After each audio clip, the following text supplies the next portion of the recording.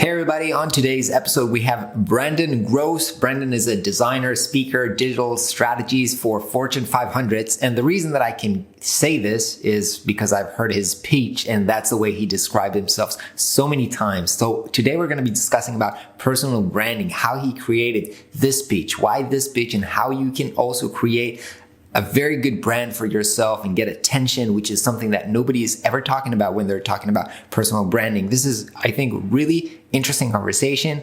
Enjoy.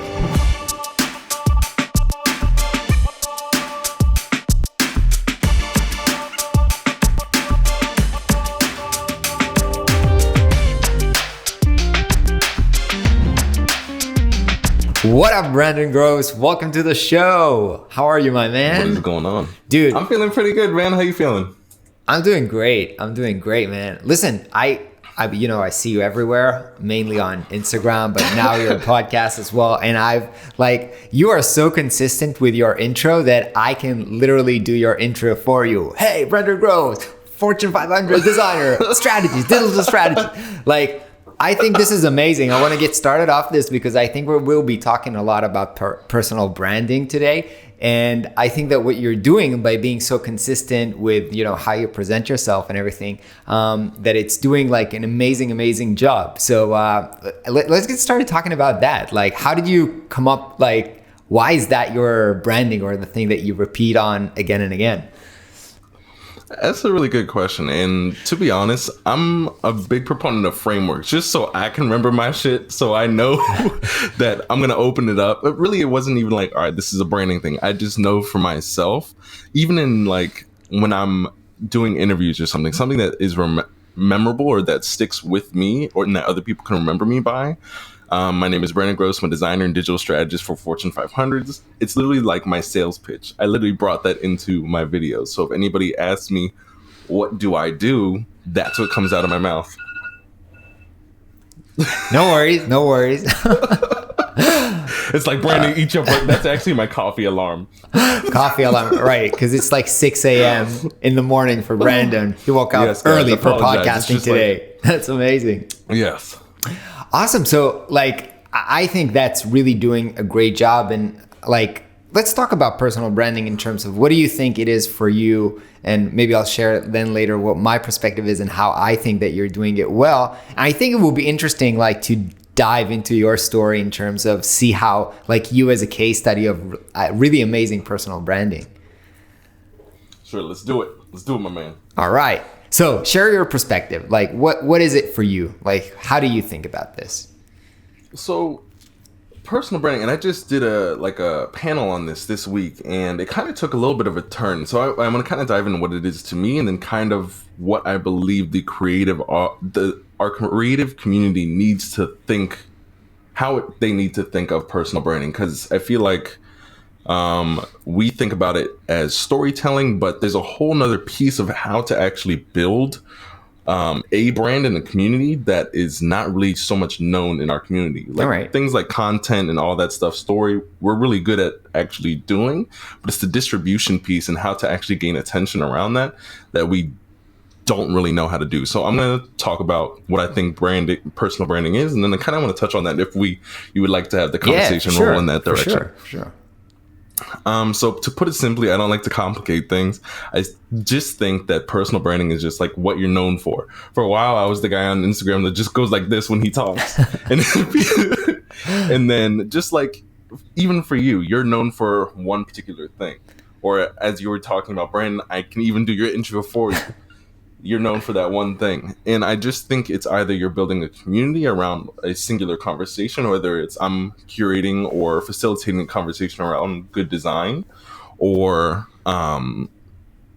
just one topic that you are well known for. I think that's what personal branding is. And I think that's as much as we really even need to get into it almost. But when you say personal branding, do you use that as a tool for marketing, getting clients and stuff like that? Do you do this literally thinking about this, or is it just again, this is my pitch, this is just yeah, so to me, personal branding, and I actually, so for like, when I look at people like Chris Do and like Melinda Livesey, and they're like, I'm a brand strategist, I don't even know how to wrap my head around selling that to a client. So that's not my shtick. Personal branding is for me as a personal of high technical skill.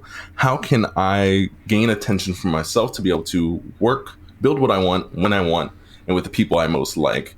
That's how I kind of got into this branding positioning sort of thing, because I went from sleeping on the floor eating peanut butter and jelly and salmon with the hottest breath in the world to thank God my clients were digital, because they didn't smell that. But having to go from that to being able to work with the clients I've been able to interface with today, Adobe, Disney, Canon, LG.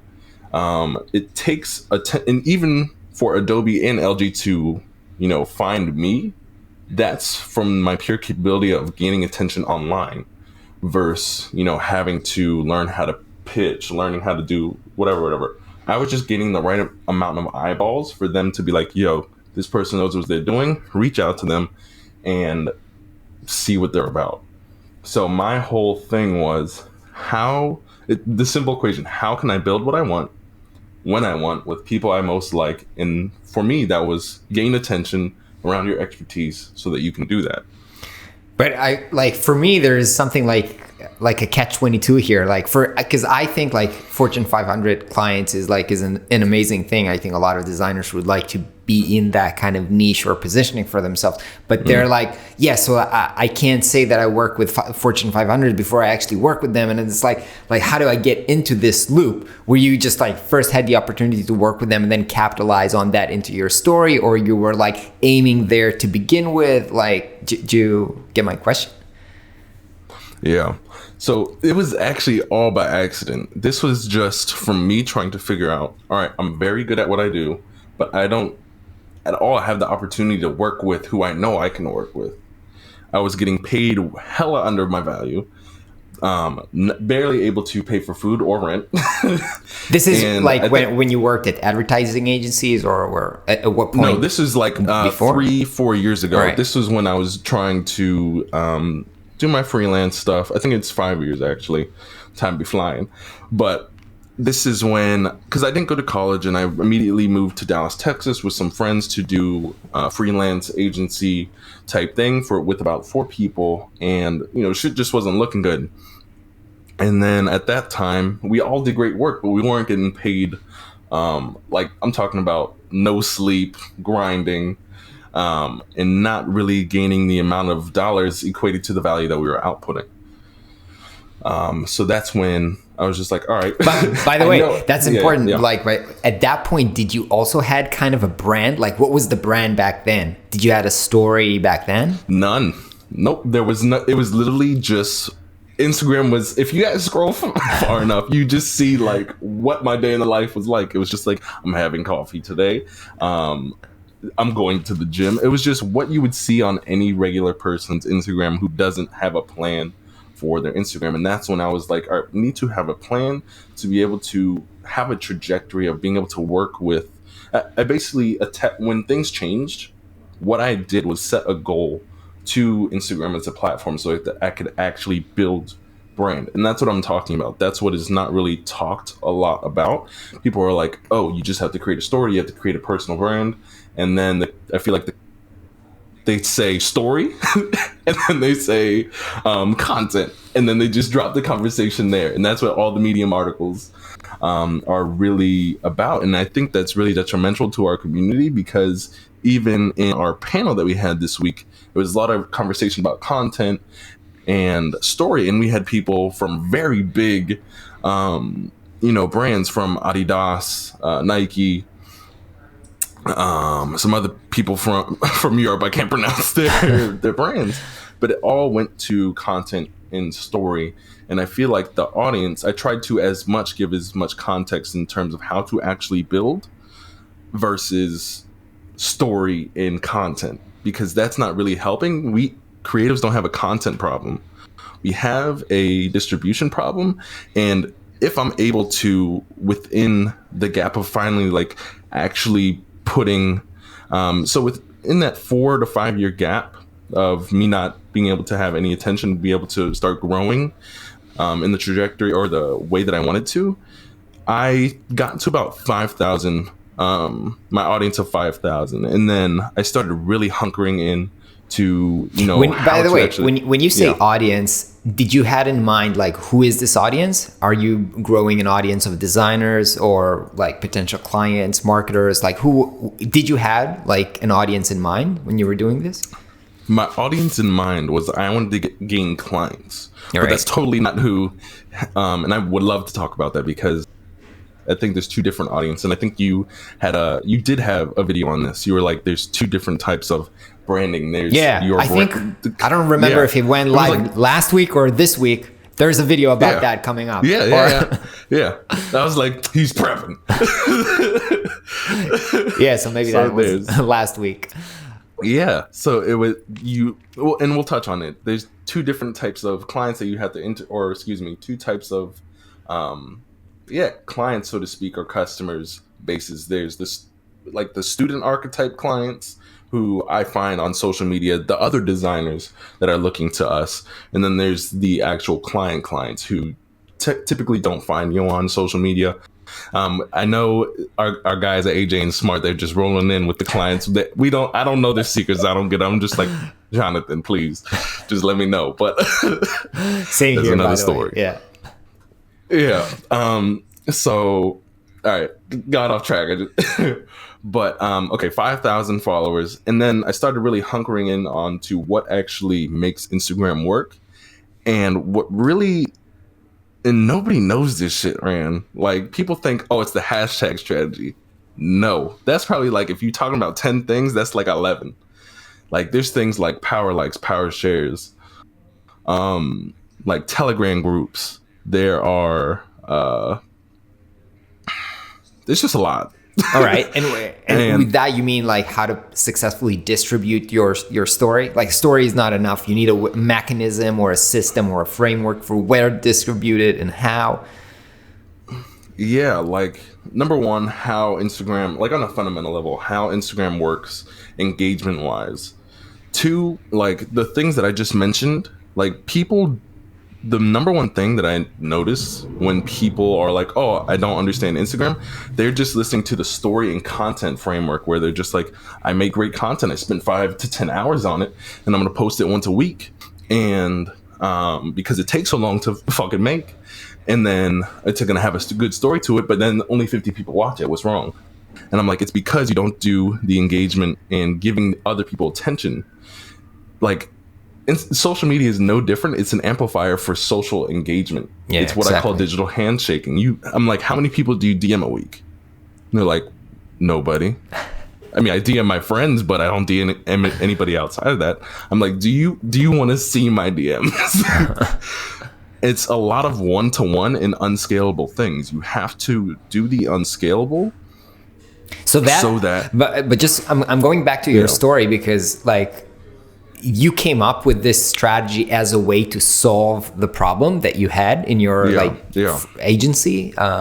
You were like, if we do this, then we can get attention, then we can get better clients. Like, what was the end goal here? So the end goal, I wanted to gain more clients. My thought was I was going to be able to get more clients that could pay me. Right. But what really happened was I gained more attention and was able to run a shitload of traffic that I gained the attention of people like LG and Adobe. And therefore they came to me to run campaigns with them. Right. So, and it was so weird because it wasn't even like design work. It was social media campaigns. Right. So it was a little bit of a switch, and this totally came out of left field because at my talks, I talk about how I even left LG's email to me in my inbox for 3 days because, number one, the signature was in Korean. I was like, all them bitches are this is a phishing scam. I got $3 in my bank account. This is not going to work. The PB&Js are running low. So I left that email just in there because, first of all, I also, in addition to an attention problem, I had a belief problem. I said, my name is Brandon Groce. I live in an apartment with 4 other dudes and I do shit work. Or I am not valued at what I think I could do. Maybe I'm not good enough or something like that. Yeah. Yeah, so it was a belief problem, an attention problem, and yeah. So again, going back to your question of like what was my goal, I just knew I wanted to gain attention. I didn't know what was going to come out of that, but my goal was to somewhat get clients All in the right. direction of design. Amazing. So, okay, so you say something amazing happened. You figured out kind of a way of like how Instagram works and how you can make it work for him. You started creating the content, and then brands were starting to get awareness of you and reaching you. How did that kind of influence the story, maybe that you told yourself or what you believed? Or because now you're like, hey, Brandon, like Fortune 500, like that's amazing. How do you get there? Like, yes, like what was the transition between, because it's like it looks like, you know, totally junior, I don't have a clue what I'm doing, like bang, I nailed it. Yeah. And so there's quite a bit of time between this. It took at least 6 months to a year before any of those brands actually reached out to me. And in that 6 months to a year time, I went from 5,000 to about 20,000. Now I think it's almost 2 years now since that time of I was at 5,000. So the I don't think there was an aha. It was just a lot of consistency. Like when I first started this, I did not miss. Just like you upload every single day, my ass was on Instagram posting 3 to 4 times a day, really breaking down what allows people to gain trajectory really fast on Instagram, and being able to. I didn't really care about how much I was growing, because if you were to do that, I would be on my phone 24/7 Right. on Instagram. But I just was breaking down the whole time, just learning, being a student of what happens there, how to gain attention, paying a lot of attention to the people who were already having conversations with me, and just focusing on facilitating what is good design through the reposting of what I call the masters in our community.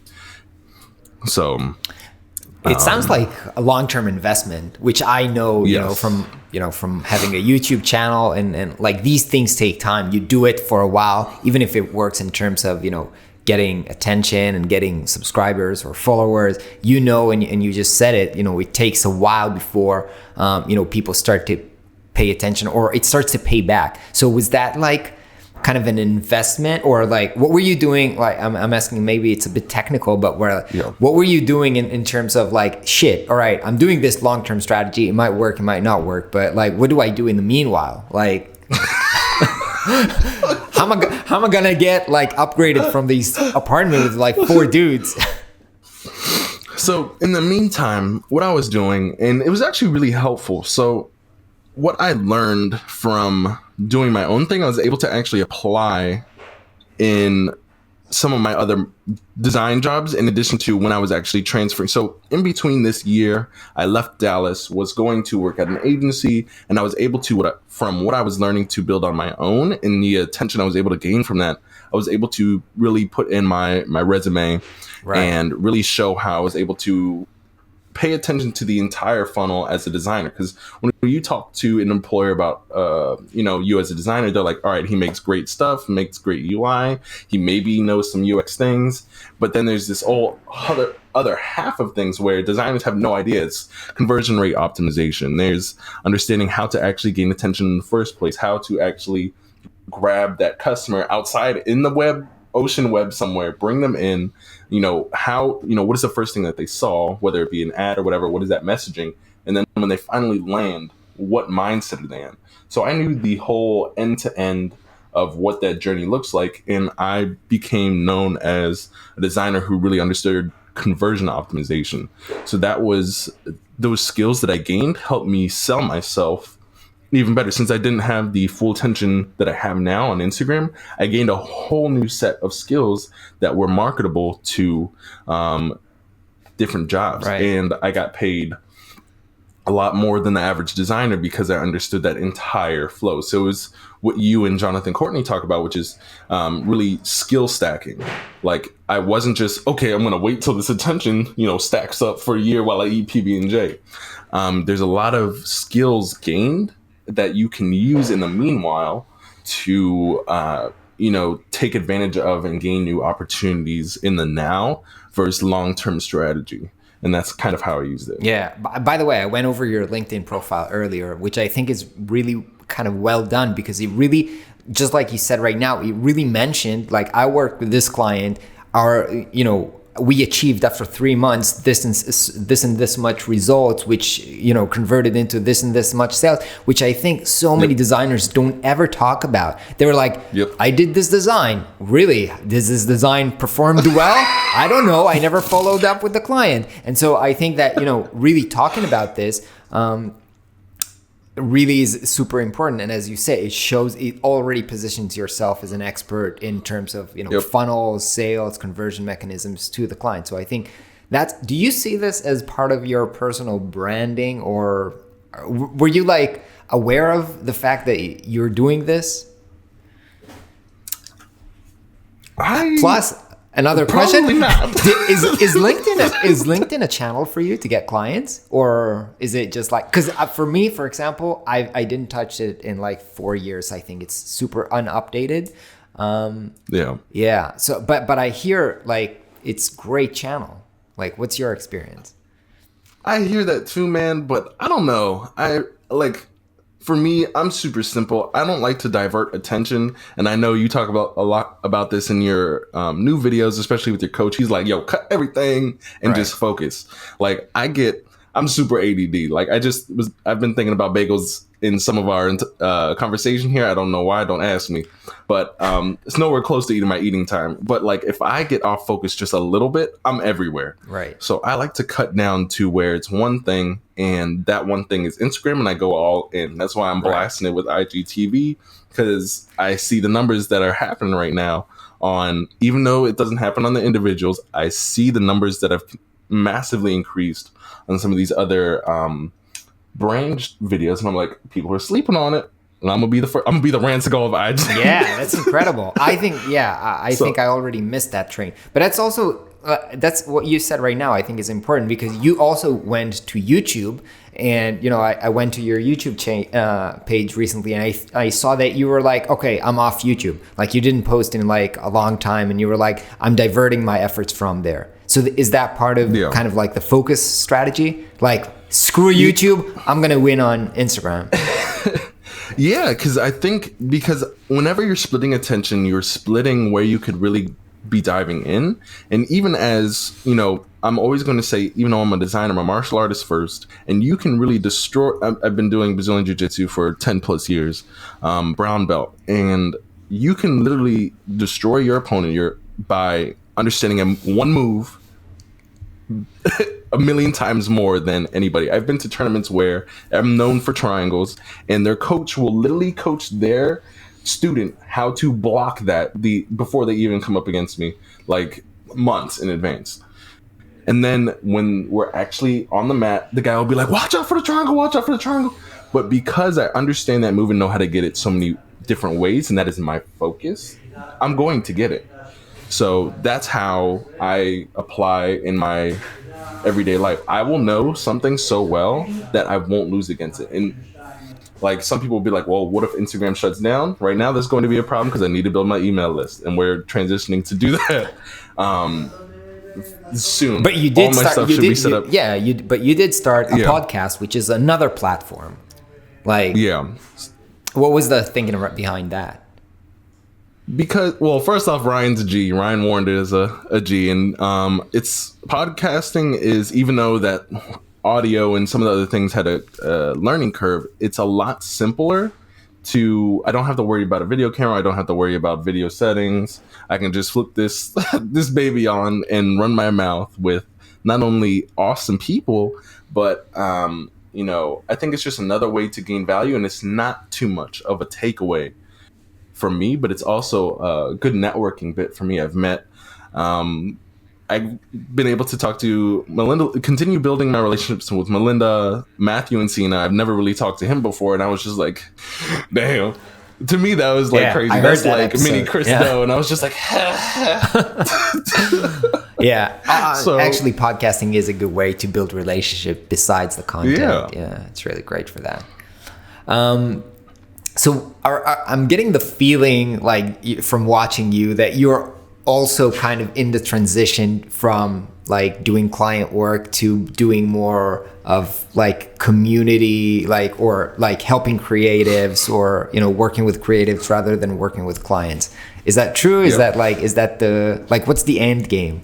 Like, where is the brand going? Because again, I come back always to the intro where you present yourself as the designer, digital strategies for Fortune 500, and then I'm asking myself, but wait, if you're going to be like the person that helps creatives, let's say, get attention on, why is that not your pitch?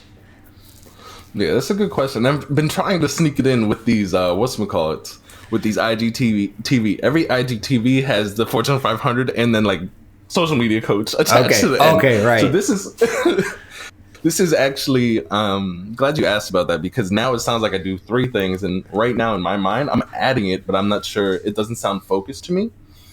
And it probably will be refined in the future, but I'm still doing, I don't want to drop my because that's what I'm known for. I'm known for building with Fortune 500s, and that is kind of my my trust factor from people. They're like, oh, he has, you know, this type of experience in a sentence. Right. But I also do like social media coaching. So to me, that's something I have to figure out, but it's something that I'm adding so that people understand that's, you know, what I also do.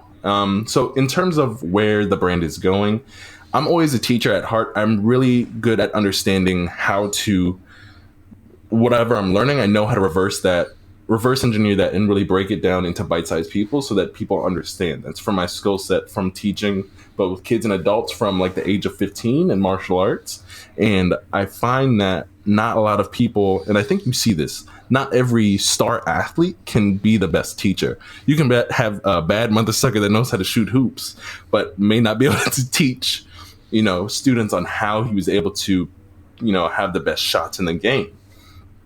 So I just know I might not ever be the best technically designer, or like there's so many people who are way better than me, but I know how to gain attention so that you are able to work on what you want to work with, when you want to, and with those you most like. Now, the reason I'm switching gears on that is because I'm so pissed, Rand, that nobody told me that if you just gain attention, you'll have access to whatever you want to build. Because right now, as designers, we have technical capabilities. And if you look at it, the spectrum, like someone like myself who does not have the utmost technical skill, like I'm good, but there's people who are like, boom, like so much better. But those technically inclined people tend to not have, I always hear like, Brandon, I have great technical skill, but I'm either not paid for it, or I'm not able to find the people who can actually either pay me more or who I want to work with. And I'm like, guys, that's because you're listening to these story and content bullshit Medium articles. Like, step outside of creative land and learn how to gain attention so that you can actually see like how to build. You already have the technical skill. Just you got it. You're fine. Find out how to get eyeballs on what you're doing. And that is a whole nother thing you have to master. Like, stop trying to go so deep into, being a better content creator and a better storyteller, because you have that. Like, I can tell you, you have that. You know, you have that. You're not going to get paid more to do more of that. You have to go out and gain attention around the attention that you don't have, by the way, around the skill set that you are highly good at. And nobody's telling us this. And this is why at this panel, like, I was talking with great people and I kept hearing the word story, content. And I was just like, bitch. Like, that's not what they need to hear.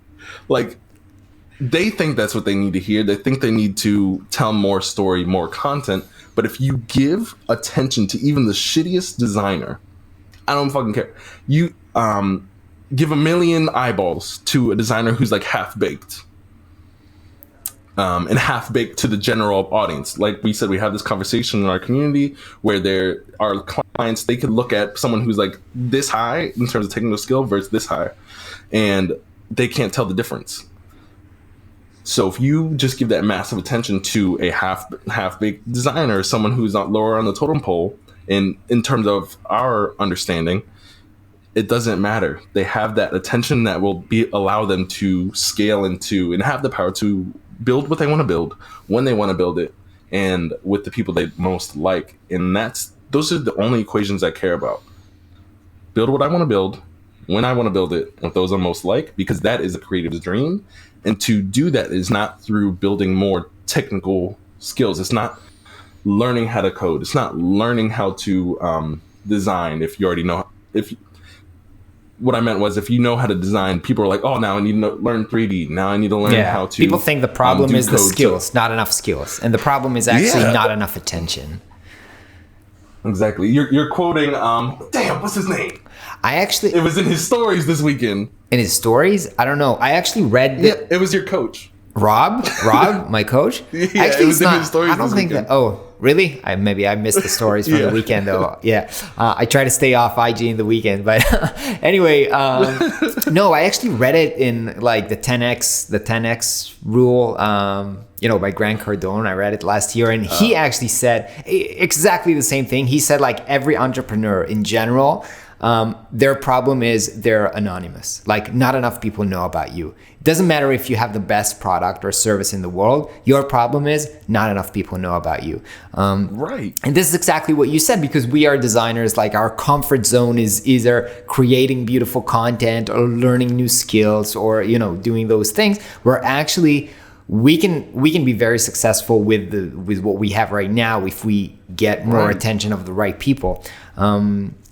So when it comes back to like going back into the practical kind of nitty gritty, just because I again need to up my IG game as well, like your takeaway is, I'm not really sure what it is. Is it like be consistent, post more, engage more in DMs, like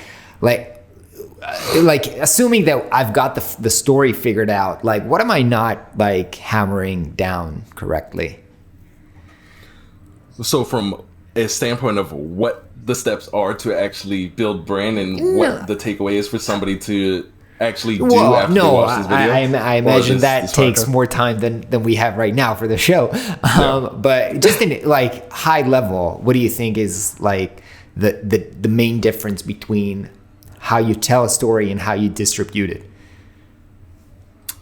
I don't want to hang up too much on the story. The story bit, that's something that you should have found fundamentally down. What is it that you're telling people? What is the value that you're bringing people? And what is it that you're bridging your customer or your audience from where they are now to where they want to become? And how are you going to help them as the guide to get them to where they want to be? How you're going to help them transform?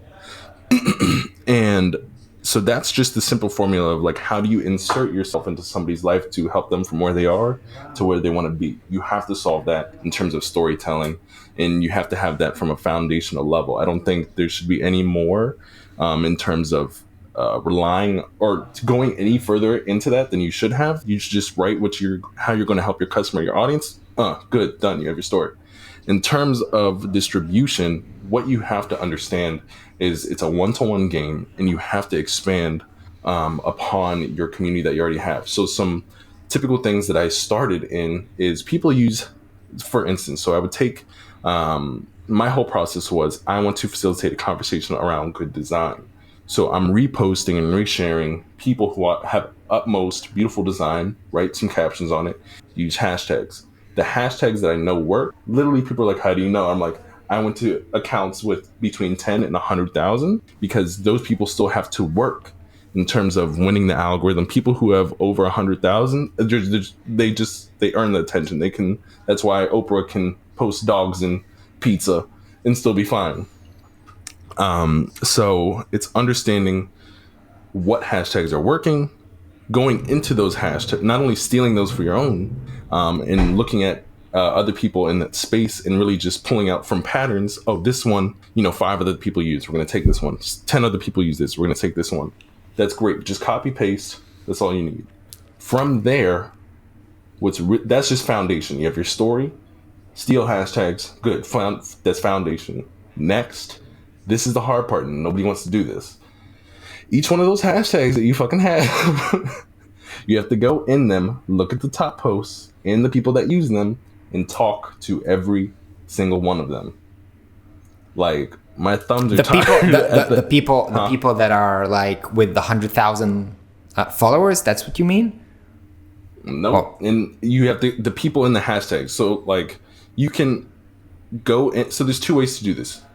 You can go into the hashtags directly and just look at everybody who's there, and you want to talk to the people who have not so much of an audience, because those people's attention you'll have. Okay. Now, you can choose to talk about something with them that you find something in common, because that's just going to be something really easy to build a relationship off of. But this is the unscalable shit that everybody's just like, no, there has to be a secret. But now, like, there's ways like of making... I'm doing, like, let's be honest, I'm doing a lot of DMs. Like in this case, like people DM me, so I'm like at the end where I try to reply to everybody who writes to me. So I'm having like multiple conversation every day with a lot of people, and it gets out of hand pretty quickly. So how do you do it? Like, okay, I'm down for like hand-to-hand combat. I'll do the dirty work, but like it's like how many conversations can you have at the same time without losing track of like what's going on? Yeah, and that's another conversation. So DMs versus likes and comments are totally different. Right. DMs is like you're building deep relationships. Right. The before that is liking and commenting, because what happens is with Instagram, you literally have access to what I call to the person on the other side of the phone's brain. You like and comment their shit, they get a notification. They're like, they immediately get that, reaction. They go into Instagram through that notification, and they're like, well, who's this? They're going to check you out. And because you understand your hashtags, and that those people who are using those hashtags themselves are more inclined to like that type of content that you post through your strategy. The only reason I post other people's stuff was not because I didn't want to create shit. I knew that people loved that content because of Dribble, because of Behance, because of other inspiration boards like The Best, Logo Inspiration, UI design patterns. It was already proven. Right. I just steal, repurpose, put my face on top, create a conversation, use hashtags, create attention based off the people that I know are using the hashtags as well, and basically sending mass notifications to everybody's phone. They come and check out my shit, and because I did my homework, they're like, oh, we like what we see. Follow. And because I do the one thing, I stay focused. I only have design work and facilitate conversation, that I know that they will follow me and we'll build relationship off of that, because I give value and I know what they came for. Amazing. So what's the number? Like 20 conversations, 30 conversations, 50 conversations? It's too many. So and that's why I know I said start with DMs, but really you want to start with just having conversations on their posts. Right. And if it gets deeper and you guys are enjoying what's going on, then you guys can jump into DMs. Because DMs, they do take a lot of mental capital. Yeah. But it's fun though. I've been running a YouTube channel for a while, and I was always engaging in the comments. But in Instagram, it really is much more deeper, since you get an access to their profile and you can see who they are. So really, you develop better relationships. But it does take much more kind of like mental effort. Oh, that's the person I was talking about, this and that. And so I feel like it has a limit in terms of scalability, obviously. Instagram has in terms of scalability? Like the DMs, because I'm having like 20 conversations at the same time, like jumping, replying. I was like I get overwhelmed after like 20 minutes. Yeah, it is a lot. And sometimes, especially when they come flooding in, they get flushed down and you can only flag so many people. Yeah. So I understand from that perspective. And I nowadays, I don't, I think I only DM, I respond to questions, but if I'm having long conversations, I think it's either you, Jonathan, Ryan, Melinda, Matthew, and even then, you hit me with a double tap heart sometimes. So right. The conversation gets cut right. really quickly. It's tough, dude. It's tough. I just noticed on the back here your year goals. That's awesome, dude. Is that yours? This was last year's. Now I keep it on because I recently just moved in. So I have year's week today. because it just keeps me aligned. But now I have everything on a notebook, and it's just a lot simpler. I have my main goals, and I just break them down on paper. What's week, what's day, and I only do one or two things a day, man. And I don't work on the weekends. Like I do the marathon method, where it's just like you got one last long day, you got four other days, and then 2 days of reflection and relax. Yeah, And same I here. think yeah, I think it's a lot simpler. And I was like, I wonder if this is what Rand does, but I got this from what's his name? Roberta Blake. Roberto Blake. Yeah. Yeah, and I was just like, that makes a lot of sense, because there was times where I was just like, I'm so fucking tired. Like, I don't get to see my family. And this method helped me. Like I said, told you I did like 60 videos in like it took a while, but it was literally. This is for your course on under a IG, month. right? Yeah, for my course. Right. Yeah. Do you want to share a little bit about 60 it? Like, what's the status It's of that? going to be bomb, man. Yeah. I still So haven't figured it out, still has like- not been launched yet. Just for the people No. too who are interested, it has not been launched yet. All right. It will launch in March. My video editor is going to finish all of them tomorrow. All right. And it's a And- course about how to grow on IG. How to. How to basically not how to grow IG, how to gain attention All right. via the platform of Instagram. Okay. And the reason I'm framing that is because that is the literal issue. Every designers know how to do what they do. They just need to be able to gain attention so they don't feel as if they're not skilled enough, which they are. And it becomes a internal problem at that point. They feel like they're not good enough, and I'm just like, hey, you just need attention in order to fix what you got going on inside, because I understand that's how I felt too. Did great work, but I was like, you know what, Burn and Grow sucks ass, because for whatever reason, it was a internal belief system, and whatever philosophy I was holding within was not too hot. So All right. So you mentioned you've created 60 videos for the course, and it was overwhelming because you try to batch it off, or like. Well, it actually wasn't. It was somewhat of a breeze because of the way I segmented it from that new schedule. But I'm actually, Okay. This is purely selfish. When you were creating your course, what was it like? Was it like, because I know you were like, we gotta go on vacation, we're done. No, actually, you know what? For me to launch my course, it took me, I think, 2 months. It was 1 month to create all the content. I like fired all my clients, or I took a break from clients that month, and I dedicated a whole month to building the content. So it took me around 4 weeks. It was like 8 modules, and I did a little pre-sale, and so I've promised my students to upload 2 modules every week. And so it was every week I recorded 2 modules and uploaded them. And then by the end of 4 weeks, I've had the whole course, or at least the first version of the course.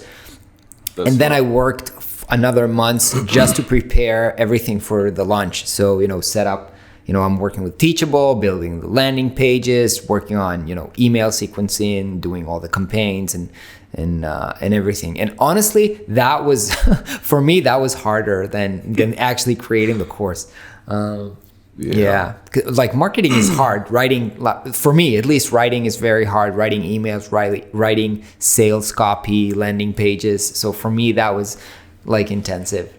And launching in terms of, you do the launch, and then again, you get so many messages, you reply, and there's like this high dopamine or adrenaline thing where like, yeah, there's sales, there's money, there's this and that. And then after that, it all stopped, and we're like, there's no money, there's no sales. What should I do? Nobody's asking me questions. And so for that, you need a break. For that, you need a vacation. Yeah.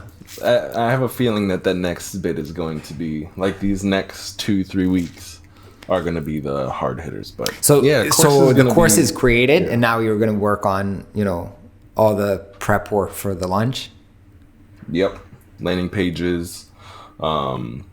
Are you also going to set it up with Teachable, or how are you going to? Yep, Teachable. Yeah, Teachable. Cool.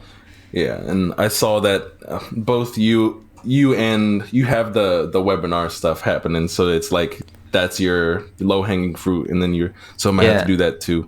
No, I'm not sure. By the way, the reason that I do this is that my course is is a bit expensive, I would say. And so Yeah. sometimes it takes, like, people are concerned about spending so much money without understanding deeply. So they want to like get a little sense of how you teach and that sort of stuff.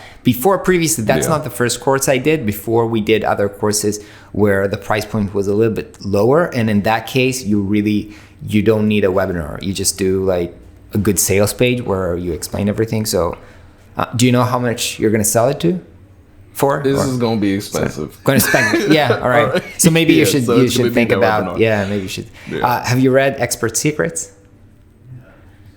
I haven't. I need to go back to it because I know of the formatting of the webinar. Yeah. And, like I have, yeah. So It's kind of that's gonna structures be my homework. yeah, it's kind of structures the webinar pretty well. yeah, that'll be my homework. Yeah. But yeah, I'm super excited about the course because it really brings you from ground zero and brings out all of the like what needs to happen fundamentally and kind of the stuff that I've mentioned here. The number one issues is that nobody really just outreaches. The fundamental problem is nobody outreaches beyond their current audience. Right. And then from breaking off from the foundation, once it sets you off there, then you get into like growth hacks, like the shit that really sent me off from 5,000 to 66,000 today. And, you know, really why they help you gain attention and, you know, just some other ways to automate so that you can have some more time back into your life. And just some other ways to, once you're set in terms of the amount of traffic that you have running, how to actually outreach to brands, how to create a press kit, things like that. So you can outreach to create partnerships. And this is sort of the way that, even though that Adobe had really, it's the still standing partnership that I have really strong wise. Anyways, that from them just reaching out once, they're inviting me to, what is it, Adobe Summit this year. And I'm just hanging out with their other influencers, taking a couple pictures. And not only are they paying for flight, hotel, food, Yeah, but it's they're kind of a actually paying me circle a good bit. yeah. It's a circle that they're paying me a good bit to take pictures. Like if it wasn't for how I position myself, if I just allowed them to come keep just, go get Brandon. And instead I took control of the conversation. I said, well, not only are here my numbers, I pitched an idea. I said, how about we do these 3 things? Are these opportunities open? And I kind of open that up in discussion as well. So it's from foundation to what's going to make you fucking pop after you have your foundation, and then how to actually settle through different things. That's super interesting. Monetization wise. Nice. So what's the goal for 2019? 2019, man. I'm just really looking to finally solidify, like I've been able to teach in other things that I really care about in my life, like martial arts, but I really want to be able to teach and give back and actually be able to cultivate a community where we're like-minded, but also teach them how to gain what they are told they can do through story and content, but tell them what they actually need to do in order to get to the next level. Because the reason I'm so passionate about this is it pisses me off, especially as someone who didn't go to school, who, you know, was kicked out of the house because my parents were like, you need to go to school. And I was like, nah, I got it. For other people in that situation who are, you know, late high school, going into college, to set them up for success. Because if they have that same parent who are like, you got to go to school or you're not going to get anything, how can I help set them up? By telling them what has actually worked versus telling them story and content, and keep them from reading those fucking Medium articles, and allow them to be able to set themselves up to build what they want when they want with the people they most like in a very short amount of time. So that is what I'm really looking forward to in 2019, and making that shift from doer to teacher and facilitator, and really just doing a lot more speaking engagements. That I'm super excited about. Not only do I love the sound and tune of my own voice, but that's maybe like 1.2. But just meeting, you know, cool people. Like a lot of my relationships, people don't know, but like the people that I know are all on the internet. Like most of the time I hang out in my house, I have about 1 or 2 really good friends here, like in my, you know, physical setting. But like, You've mentioned you moved from Dallas, where you are at the moment. I am in. Where am I, Rand? Maryland. Are you asking in me? my closet. No. I'm in Maryland. All right. Yeah, this is hometown. I moved to Dallas, so I'm from Maryland, my hometown, and I moved to Dallas because my friends were there, and that's the only other. And they were also technically inclined, and I wanted to try something new. But yeah, this is home. Awesome. Yeah, I love traveling, especially if you get to speak and then you travel on a more like it puts you on a different kind of relationship where you get to interact with people. I think I love going to conferences anyway, even if I'm not a speaker, but as a speaker, you really get to interact with people differently, which is really amazing. Yes. Like people are interested. They're more inclined to approach you and like make the first step. And as somebody who is like, I'm okay. I'm not a shy person, but I would not just maybe randomly walk up to a person. Hey, what's your name? Like, let's get to know each other. But when you come there as a speaker, some people engage you, and then you create interesting relationships. I love that as well. Yeah. I really want to do that as well, but it's really not on my focus for 2019. But I know that at like some step, I need to start like putting efforts into building this because I really enjoy this as well. Yeah, man, it's super fun. And to me, it's like being on stage. It's like I'm part Kevin Hart and / like Gary Vee, only from my mouth perspective. Like every time I'm been on stage, it's like a comedy session and people love that. It's hilarious, but they gain specific things out of it. And I absolutely love making people laugh. So super awesome. I love it. All right, Brandon, that was such an awesome conversation. Thanks so much for coming to the show, waking up at 6 a.m. to talk to me. It's time for you to grab coffee, I guess. It definitely is.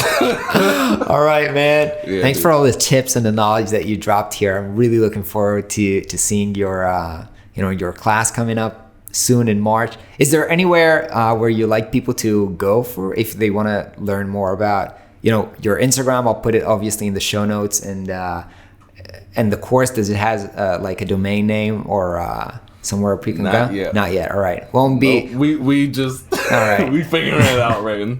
God dang. Late March. Late March. All right. Mid to late All March. right. So follow Brandon on Instagram. You probably already follow him, but if not, follow him and make sure that you check out everything that he does. Thank you so much, man.